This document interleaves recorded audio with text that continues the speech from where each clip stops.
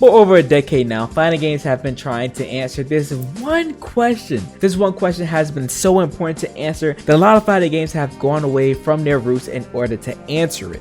This question is, how do we make fighting games more accessible? This has been a big topic for fighting games for a long time now, and honestly, no company has found the perfect answer. Honestly, the answer to this question really isn't important for this video at all, but it does help bring us to our overall topic of discussion: why does everyone hate modded controls in Street Fighter 6? Modded controls have been a trending topic for Street Fighter 6 because the competitive scene is worried about it being too strong.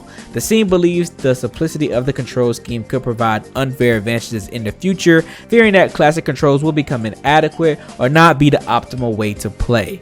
If you're a casual player, you're probably wondering, why would they think that when the whole point of the control scheme is to make Street Fighter 6 more accessible for new players? Well, this is because experienced players have had the time to lab the new control scheme in the Street Fighter 6 demo, and they have discovered some really good things about it. For this video, let's just cover the basics. Modded controls grants players access to auto combos, one-button specials and supers, and the ability to use motion input still. Auto combos allow players to remove the mental stacks of combo execution, and one-button specials and supers allow players to instantly react to situations at the cost of their damage being reduced. But this damage reduction can be mitigated though if players just use the motion inputs. This control scheme is really good and makes Street Fighter 6 very accessible for new players to pick up and learn, but I honestly don't believe it provides some form of competitive advantage. I think modded controls are very good, and I expect to see some newer and older players use the control scheme at the highest level of play.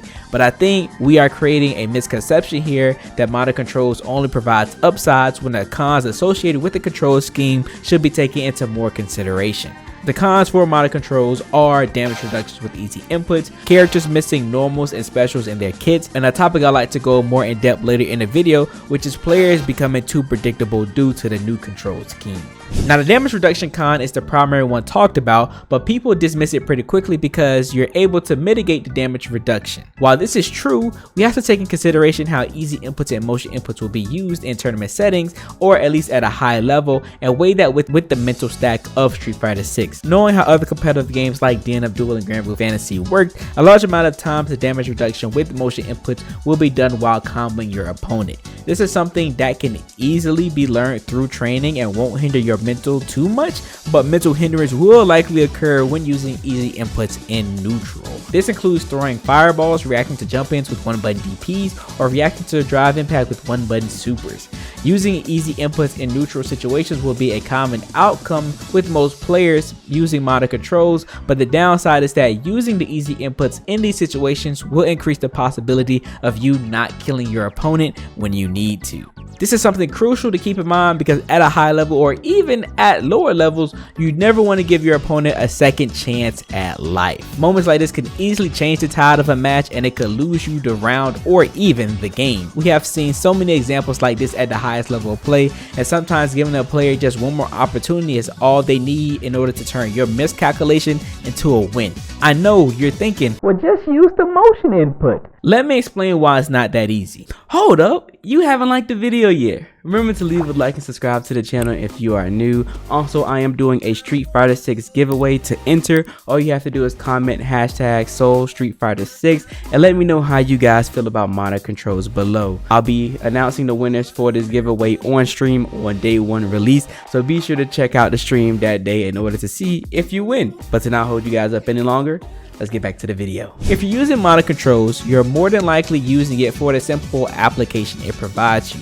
So more often than not, your reactions will be trained to respond with easy inputs. If you're reacting, you aren't provided enough time to react to what your opponent is doing, checking and seeing how much health you have to decide if you should use easy inputs or motion controls, and also keep up with other crucial information like resources. You essentially have to make a preemptive decision in your mind if you're going to use easy input or motion inputs to react to whatever action your opponent performs. Trying to make this decision while reacting will either cause you to hesitate or react too slow, leading you to get punished for your slow reaction. Easy inputs definitely helps with reaction time, but having to worry about the damage reduction can be crucial in certain situations, which could force you to play in a way that can actually hurt your reaction time and provide your opponent more opportunities to adjust and win. Now the biggest downside to modern controls though is the characters missing normals and special moves. When using this control scheme, characters have limited access to their kit, and these limitations vary character to character. Automatic compiled a list comparing what Ryu loses in modern compared to what Luke loses, and the difference is pretty substantial.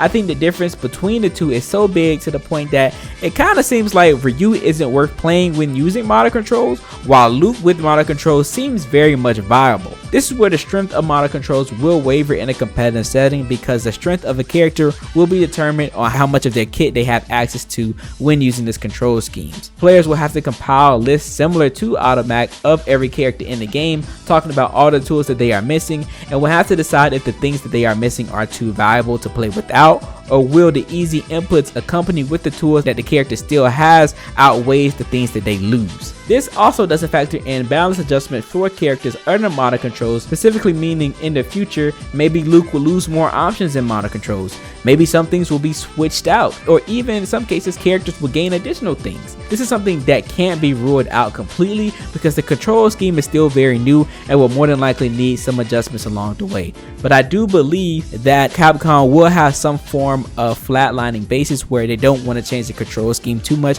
because you don't want characters to constantly feel completely different every time a new player picks them up. Now I believe these restrictions were already placed on characters while using modern controls to even the playing field between modern and a classic, while also making modern controls still a viable option in a competitive setting. I think the misconception with modern controls comes into play when people think that its only use is to be a stepping stone to classic controls, when in actuality it's to create it to be on the even playing field with classic. Both control schemes offer players two different ways to play Street Fighter 6 while also having their own drawbacks. This in theory ensures that one doesn't outshine the other, but of course there's always the possibility that one will. Now, my last point probably has a lot of you guys thinking, what do you mean by that? To keep it short, having easy inputs could cause you to pick up on the habit of reacting too fast. This tends to be a habit that is created with games that use easy inputs, making you rely too heavily on the easy access of your moves, which results into you to being a lot more predictable as a player. You ever heard someone say the best DP is a late DP? What this means is that reacting at the later end of your window to punish tends to be the best time to react, because reacting too fast could cause you to preemptively strike, which will result in you getting punished. This is something that is applied the more competitive you become in fighting games, but because of easy inputs, other players can bait your reactions a lot easier. This happened a lot in DNF Duel, where players relied so much on their one button specials like DP, and players that understood horizontal and vertical spacing killed those players for this because their decision making became too predictable. Baiting your reaction will be something a lot of high level players would do even more in Street Fighter 6, because the punishment that they receive for being wrong is reduced due to the damage nerf on easy inputs. Now this is something that can be applied when using motion inputs as well, but the caveat to motion inputs is that you can buffer your attacks. I can enter the motion of the move but never hit the button to activate the special, but with easy inputs, once you input the move, it's coming out. This means easy inputs at a higher level will require you as a player to be a bit more patient. It's something that seems minor and you probably think it won't be a big deal, but when you add this alongside with the mental stack of Street Fighter 6, it becomes one more thing you have to worry about on top of a multitude of other things that you have to consider in game. The introduction of modern controls in Street Fighter 6 is beneficial for a lot of upcoming players, and I do believe it will be competitively viable. I don't want this video to seem like it's me saying that modern controls aren't good, when that's far from the truth. Modern controls are really strong and provide players a lot of pros and cons. I just think that players are creating this misconception around this new control scheme, believing that it will outperform Classic when that won't be the case. If I'm wrong, I'll hold that, but even if, I'm pretty sure Capcom will 100% address that issue with the control scheme and either make some balance adjustments for it or not allow it to be used in a competitive setting in the future. But what do you think? Do you hate modern controls? Do you think it's too strong? Let me know in the comments below, and remember to leave a like and subscribe to the channel. I appreciate you guys with all your support, and I'll see y'all in the next one.